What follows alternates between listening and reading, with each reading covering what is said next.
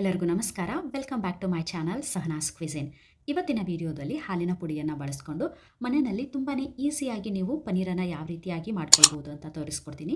ಹಾಗೆ ಈ ವಿಡಿಯೋ ನಿಮಗೆ ಇಷ್ಟ ಆದರೆ ಪ್ಲೀಸ್ ಲೈಕ್ ಮಾಡಿ, ಫ್ರೆಂಡ್ಸ್ ಆ್ಯಂಡ್ ಫ್ಯಾಮಿಲಿಗೆ ಶೇರ್ ಮಾಡಿ. ಮೊದಲಿಗೆ ನಾನಿಲ್ಲಿ 2 ಕಪ್ಪು ಹಾಲಿನ ಪುಡಿಯನ್ನು ಹಾಕ್ತಾ ಇದ್ದೀನಿ. ನೀವು ಯಾವುದೇ ಬ್ರ್ಯಾಂಡಿನ ಮಿಲ್ಕ್ ಪೌಡರನ್ನು ಕೂಡ ಬಳಸ್ಕೊಳ್ಬೋದು. ಈಗ ಇದಕ್ಕೆ 2 ಗ್ಲಾಸು ನೀರನ್ನು ಹಾಕ್ತಾ ಇದ್ದೀನಿ.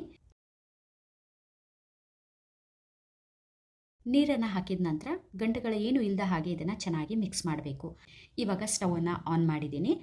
ಮಿಕ್ಸ್ ಮಾಡಿದ ನಂತರ ಹಾಲು ತುಂಬ ತೆಳುವಾಗಿದೆ ಅಂತ ಅನಿಸಿದರೆ ನೀವು ಇನ್ನೂ ಸ್ವಲ್ಪ ಹಾಲಿನ ಪುಡಿಯನ್ನು ಹಾಕಿ ಮಿಕ್ಸ್ ಮಾಡ್ಕೊಳ್ಳಿ. ಅಥವಾ ತುಂಬ ತಿಕ್ಕಾಗಿದೆ ಅಂತ ಅಂದ್ರೂ ಕೂಡ ಸ್ವಲ್ಪ ನೀರನ್ನು ಹಾಕಿ ಕರೆಕ್ಟಾದ ಕನ್ಸಿಸ್ಟೆನ್ಸಿಗೆ ನೀವು ಅದನ್ನು ಮಿಕ್ಸ್ ಮಾಡ್ಕೊಳ್ಳಿ. ಈಗ ನಾವು ನಾರ್ಮಲ್ ಆಗಿ ಹಾಲನ್ನು ಯಾವ ರೀತಿಯಾಗಿ ಉಕ್ಕು ಬರೋವರೆಗೂ ಕಾಯಿಸ್ತೀವಲ್ಲ, ಇದನ್ನು ಕೂಡ ಅದೇ ರೀತಿಯಾಗಿ ಕಾಯಿಸ್ಕೋಬೇಕಾಗತ್ತೆ.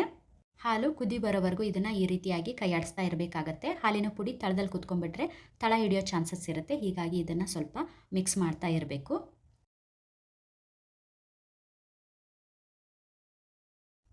ನೋಡಿ, ಹಾಲು ಉಕ್ಕು ಬರ್ತಾ ಇದೆ. ಇವಾಗ ಸ್ಟವನ್ನು ಸಿಮ್ಮಲ್ಲಿ ಇಟ್ಕೊಂಡು ಇದಕ್ಕೆ 1 ಲಿಂಬೆಹಣ್ಣನ್ನು ನಾನು ಇದನ್ನು ಸೋಸಿ ತೊಗೊಂಡಿದ್ದೀನಿ. ಯಾಕೆಂದರೆ ಹಾಗೆ ಡೈರೆಕ್ಟಾಗಿ ನಾವು ಲಿಂಬೆಹಣ್ಣನ್ನು ಇದಕ್ಕೆ ಹಿಂಡಿಬಿಟ್ರೆ ಲಿಂಬೆಹಣ್ಣಿನಲ್ಲಿರೋ ಎಳೆ ಏನಿರುತ್ತೆ ಪನ್ನೀರಲ್ಲಿ ಹಾಗೆ ಉಳ್ಕೊಂಡ್ಬಿಡುತ್ತೆ. ಹೀಗಾಗಿ ನಾನು ರಸನ ಸೋಸಿ ತೊಗೊಂಡಿದ್ದೀನಿ.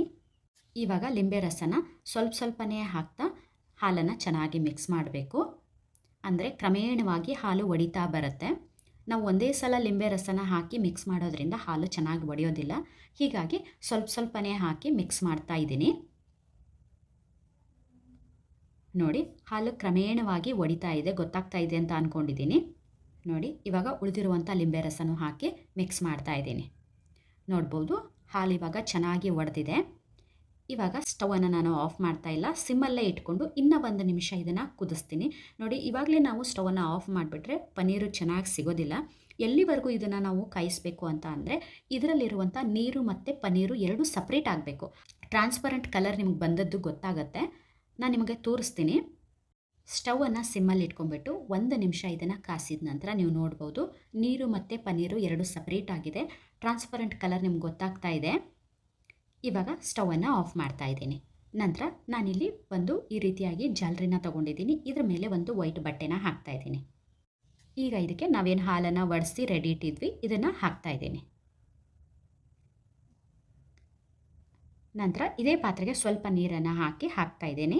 ಲಿಂಬೆಹಣ್ಣಿನ ಬದಲಾಗಿ ನಿಮ್ಮ ಹತ್ರ ವಿನೆಗರ್ ಇದ್ದರೆ 1 ಟೇಬಲ್ ಸ್ಪೂನ್ ವಿನೆಗರ್ಗೆ 1-2 ಟೇಬಲ್ ಸ್ಪೂನು ನೀರನ್ನು ಹಾಕಿ ಮಿಕ್ಸ್ ಮಾಡಿ ಅದನ್ನು ಕೂಡ ನೀವು ಹಾಲನ್ನು ಬಡಿಸೋದಕ್ಕೋಸ್ಕರ ಯೂಸ್ ಮಾಡ್ಬೋದು. ನಾನಿಲ್ಲಿ ಲಿಂಬೆಹಣ್ಣನ್ನು ಯೂಸ್ ಮಾಡಿದ್ದೀನಿ. ನೋಡಿ, ಈಗ ನೀರನ್ನು ಹಾಕಿ 2-3 ಸಲ ಇದನ್ನು ವಾಶ್ ಮಾಡಬೇಕಾಗತ್ತೆ. ಯಾಕೆಂದರೆ ಲಿಂಬೆಹಣ್ಣಿನ ಆ ಹುಳಿ ಅಂಶ ಏನಿರುತ್ತೆ ಅದು ಹೋಗಲಿ ಅಂತ ಇದನ್ನು 2-3 ಸಲ ತೊಳೆದಿದ್ದೀನಿ.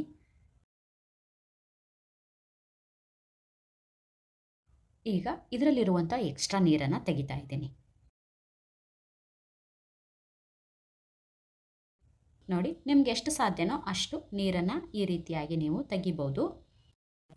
ಈಗ ನಾನು ಇದೇ ರೀತಿಯಾಗಿ ಇಟ್ಬಿಟ್ರೆ ಈಗ ನಾನು ತೋರಿಸ್ತಾ ಇದ್ದೀನಲ್ವ, ಇದೇ ರೀತಿಯಾಗಿ ಉಂಡೆ ಶೇಪಲ್ಲಿ ಬಂದುಬಿಡುತ್ತೆ.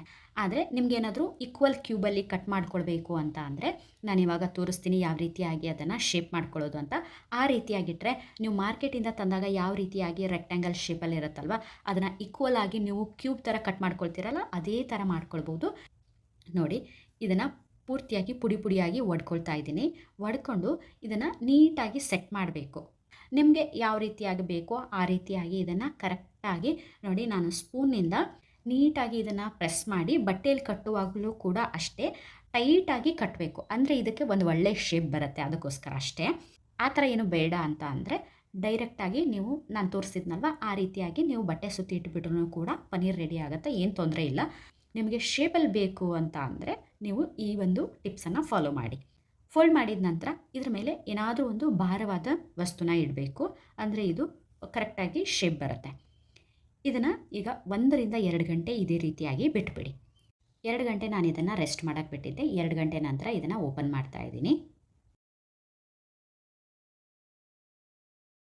ನೋಡ್ಬೋದು, ಪರ್ಫೆಕ್ಟಾಗಿ ಪನ್ನೀರ್ ರೆಡಿಯಾಗಿದೆ. ಸೂಪರಾಗಿ ಪನ್ನೀರ್ ರೆಡಿಯಾಗಿದೆ. ನೀವು ಇದನ್ನು ಇನ್ಸ್ಟಂಟಾಗಿ ಅಡುಗೆಗಳಿಗೂ ಕೂಡ ಯೂಸ್ ಮಾಡ್ಕೊಳ್ಬೋದು. ಈ ವಿಡಿಯೋ ನಿಮಗೆ ಇಷ್ಟ ಆಯಿತು ಅಂದ್ಕೊಳ್ತೀನಿ. ಇಷ್ಟ ಆದರೆ ಪ್ಲೀಸ್ ಲೈಕ್ ಮಾಡಿ, ಫ್ರೆಂಡ್ಸ್ ಆ್ಯಂಡ್ ಫ್ಯಾಮಿಲಿಗೆ ಶೇರ್ ಮಾಡಿ, ಸಬ್ಸ್ಕ್ರೈಬ್ ಮಾಡ್ಕೊಳ್ದೆ ಹಾಗೆ ನೋಡ್ತಾ ಇದ್ದರೆ ಸಬ್ಸ್ಕ್ರೈಬ್ ಮಾಡಿಕೊಂಡು ಬೆಲ್ ಬಟನನ್ನು ಪ್ರೆಸ್ ಮಾಡಿ ಆಲ್ ಆಪ್ಷನನ್ನು ಸೆಲೆಕ್ಟ್ ಮಾಡಿ. ಇದರಿಂದ ನನ್ನ ಹೊಸ ವಿಡಿಯೋಗಳ ನೋಟಿಫಿಕೇಷನ್ ನಿಮಗೆ ಇಮಿಡಿಯೇಟಾಗಿ ಬರುತ್ತೆ. ಎಲ್ಲ ವಿಡಿಯೋಗಳನ್ನು ನೀವು ಮೊದಲೇದಾಗೆ ನೋಡ್ಬೋದು.